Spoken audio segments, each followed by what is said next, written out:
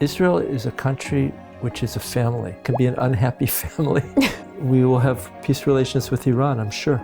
We'll see which comes first. I have to ask you about the Palestine. I'd like just to describe to the listeners what I think happened because 안녕하세요 여러분, 김주윤입니다. 오늘 제가 와 있는 이곳은 주한 이스라엘 대사관전입니다. 제가 주한 이스라엘 대사이신 아키바 토르 대사님과 이야기를 나누러 이곳에 왔습니다. 저와 함께 하시죠. Good afternoon, Ambassador. 안녕하십니까, Dr. Kim. So, how long have you been here in Korea? I've been here a little bit more than a year. I arrived in November 2020. Well, probably you didn't have much time to enjoy the whole Korea because of COVID-19 and everything. I go around a lot. I've been on many mountains. I've been to many events. I feel like COVID is not restricting me so much. I obey all the regulations, but I feel like I experience a lot of Korea. So, which part of Korea did you like best? Oh, there are many things. I have to say that the National Museum of Korea is, for me, maybe one of the best museums that I've ever been to in my life. It reminds me of the Israel Museum in Jerusalem. I also like mountain climbing. Seoraksan is good. Bukhansan is challenging. All right, this is really nice talking, but Your Excellency, there's some tough questions are waiting for you. So the first question is, that Israel is one of the most advanced country in high-tech industry. Like I heard the Silicon Wadi, is that right? It's true. A lot of Korean people were surprised to hear that there's only one company has the machine which can decipher iPhone's password. And it's This in Israel. machine, this company I don't know. Okay. But what I can tell you is that Israel is number 3 with listings on NASDAQ, which is the exchange for high-tech companies. The first two are United States and China. And Israel is only 9.3 million people. It's crazy, but it's true. The modern economy is kind of a miracle for Israel, in a way that I think it's also a miracle for Korea. But the fact that a country can unleash its creative energies, even though it doesn't have natural resources, even though it doesn't have natural trading partners on its borders, which is the meaning of the modern economy, the information economy, is a huge boon for Israel. So it's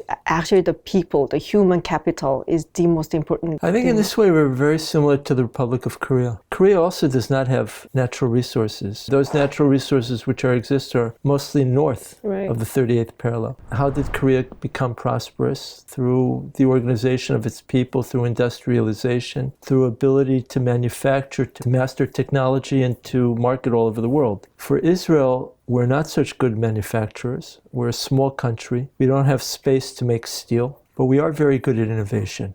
So what did the Israeli government do for that? Like helping the startups? We do the same thing as Korea. We are 2 countries which are leading in the world in research and development funds from government. So governments are really trying to help push innovation. In the Israeli case, quite a number of books have been written. What is the source of Israeli innovation? Where does it come from? How did Israel become a startup nation? I think it's something about the Israeli and also the Jewish national culture. I think there's something about inquisitiveness, rule breaking, not liking to do things the way they are, trying to figure out another way. I think there's something very Jewish and Israeli about it. Somehow I think it's very natural for Israel to be a startup nation. Well, I was actually thinking of the community culture because I heard some fascinating stories from my friend who studied in business administration in the States, and she met a lot of Israeli students there. And of course, she met some of the students who actually started his first startup when he was like age of 22 or something like that. Okay. Of course, failed so bad, and then had another startup again. But it seems like they were not afraid of having another chance. It's not good to fail. Failure is bad, but we don't have a shame culture unless you've lost all of your parents' money and they have to find a new place to live. I think the idea of trying to do something and it's okay. So we don't have a shame culture. But on the other hand, I don't think failure is fun. A lot of foreign policy of Korea is very much excessively focused on the East Asia and the United States and Pacific region. So I have to admit that we are a little bit lazy about having a really establishing concrete and good relations with other countries beyond that. So how do you see the relations between Israel and Korea at this point? As an ambassador, the first rule is not to criticize the country which is hosting you. Of course. Look, All countries look at their belly button. It's the nature of countries. Israel too. We understand ourselves very, very well. Other countries' dilemmas less well. Aware of our geographic region very well. We know East Asia less well. I do think that there is room, justification, and necessity for a deeper political, economic, and defense intimacy between Israel and Korea. I think it's my job as ambassador to bring about a deeper engagement, which will help both countries. The reason I say it is that our economies, they're not competing, but I'm quite certain that the future Korean autonomous vehicle will be loaded with groundbreaking, disruptive Israeli code and software. And for that, we need a deeper connection. We also, by the way, we share similar defense problems. You have DPRK in the north. We have Iran, which is seeking to develop nuclear weapons. We're really the only two democracies in the world that are faced with a very significant missile threat with a nuclear dimension. And I do think that as countries, even though our relations are quite good, we should be working closer on developing the future technology that we need to defend ourselves. That requires leadership to point. Our leaderships need to point us at each other. It's happening in a way. We now have a free trade agreement, which is great. It's Korea's first free trade agreement with any country in the Middle East, Israel's first FTA with any country in Asia. And that's an act of political pointing. I would like there to be more. Well, you raised the issue of Iran, so I'd like to ask you the question relating to it. There's a new prime minister in Israel, so ending the 12-year-long Netanyahu administration. Do you expect different foreign policy, particularly Iran? Because he said he opposed the idea that Iran's getting back to the negotiation table on its nuclear program. But that's completely opposite opinion of the US. So how can this difference be solved? Well, first of all, I think the first part of the question you answered better than me. On issues of very, very deep national security, the Israeli position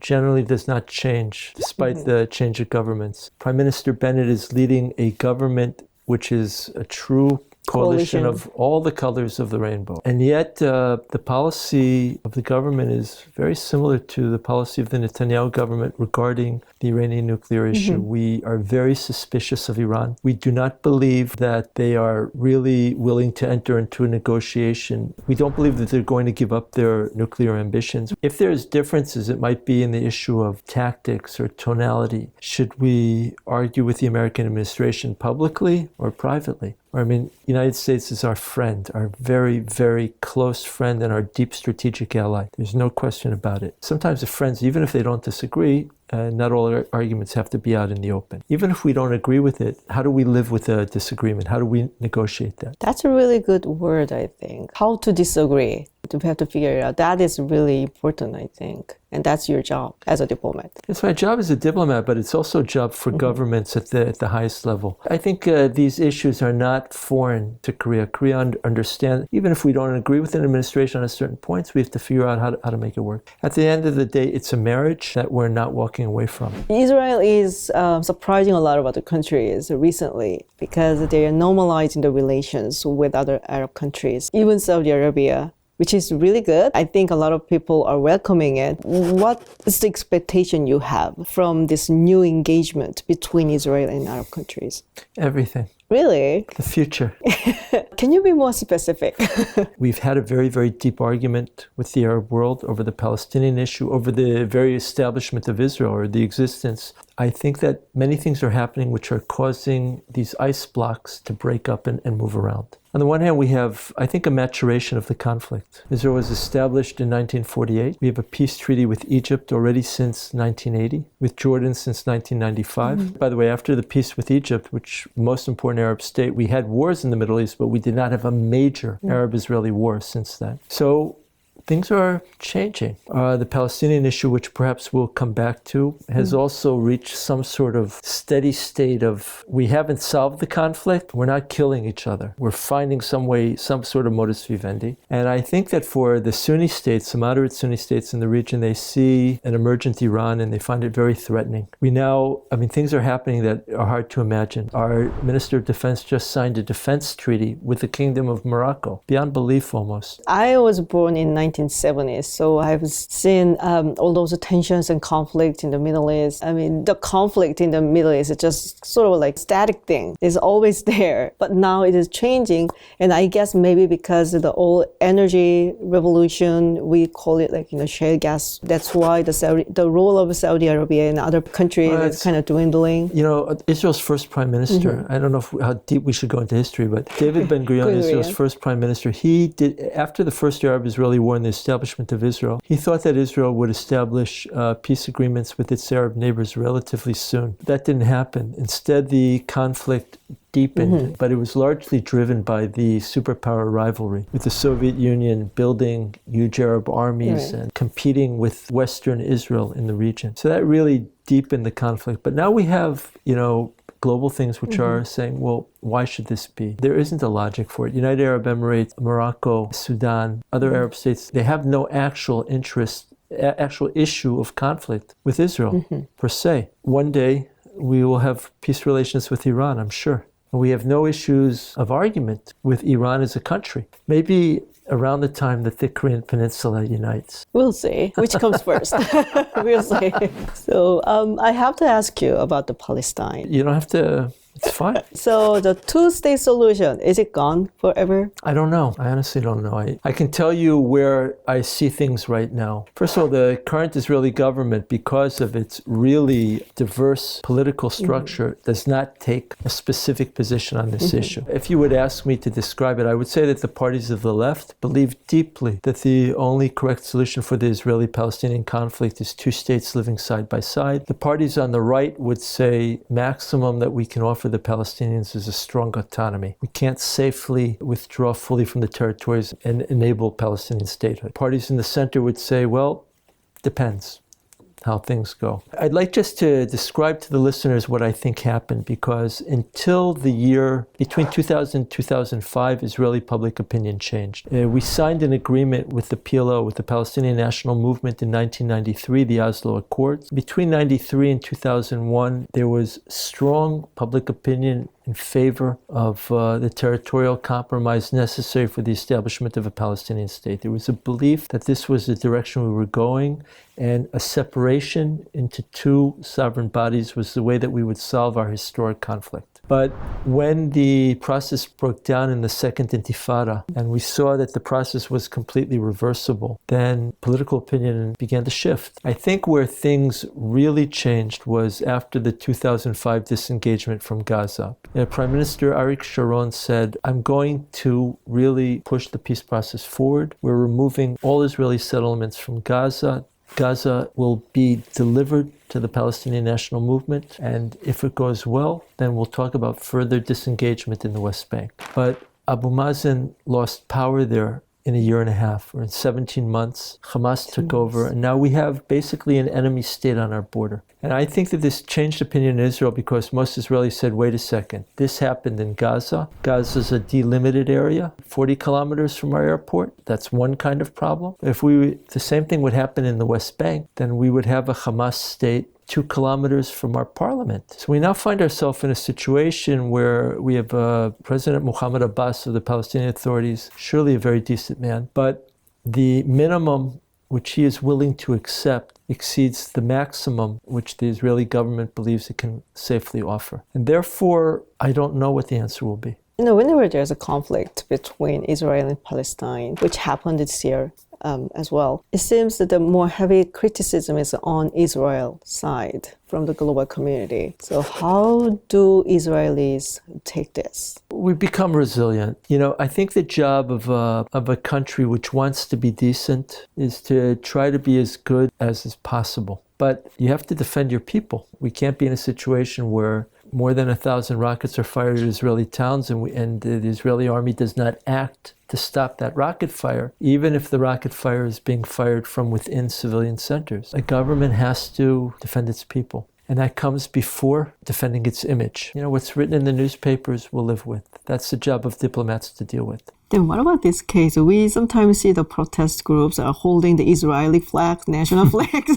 You probably have seen it, right? I've seen it. I'm not sure what that's always about. Okay. I admit I walk around sometimes, I run into the Israeli flag, places that I did not expect. Well, a lot of Koreans don't really know how the ethnic composition of Israel is. We always think, oh yeah, it's Israel. It's one nation, one people, and all Jews. But it's not really the truth. I mean, there's a lot of various ethnic groups of Jews. Israel's a mosaic. About 75% of Israel's population is Jewish. About a quarter is not. Of that quarter, most of them are Arab Muslim Israelis or Arab Muslims with Israeli citizenship and passports. And somehow, when we come together in our country, even though there's a lot of difference, but we're very united. Very fractious politics, very argumentative. But when we face an emergency, Israel is a country which is a family.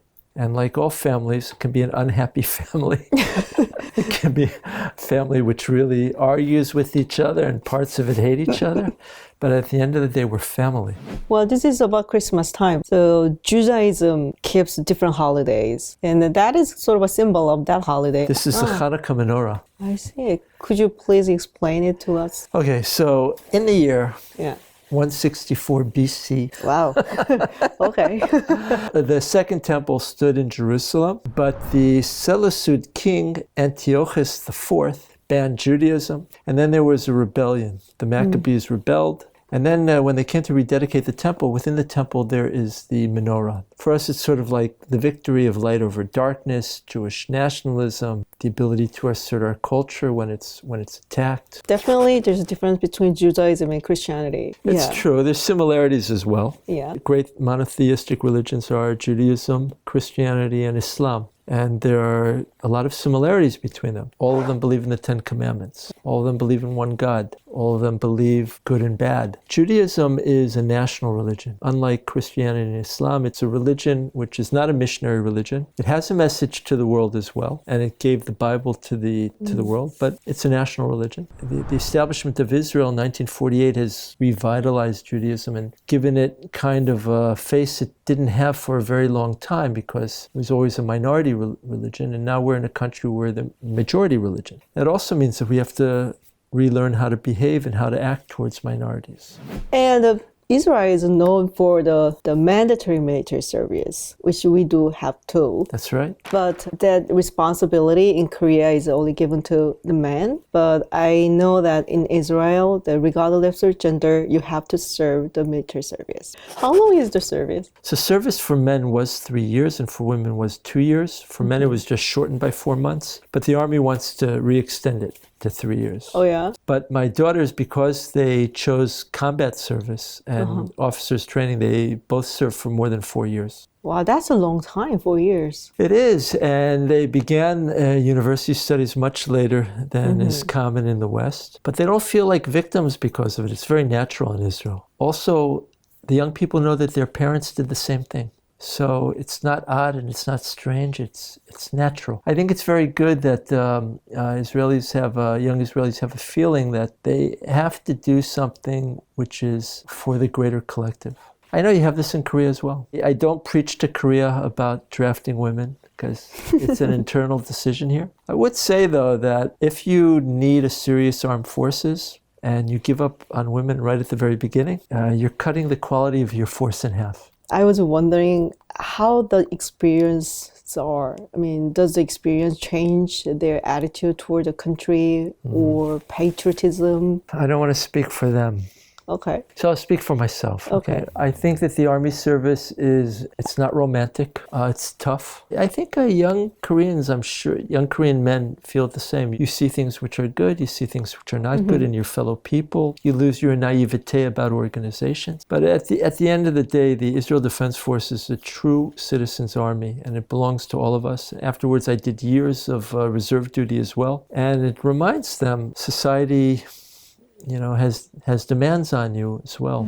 So you've been here more than a year in Korea. Right. So you probably have found some interesting part of Korea. I would like to ask you, what was your experience like And did you find any similarities and differences between the Korean people and Israeli people? There are similarities here in that I think that people here feel that they're in a country of destiny. You know, they feel like they're in a country which has gone through a lot. Israelis are also like that. They feel that way. They remember that how things were different, or if they don't remember themselves, their parents told them how things were much different and much harder. I think Koreans are very hard on themselves. If I was speaking to it, we have sort of like a different culture in our embassy. We have Israelis working and also Koreans working. First of all, it's very different. Israeli staff calls me by my first name. We're ambassador, I'm Akiva. The way we are, we're informal culture and family.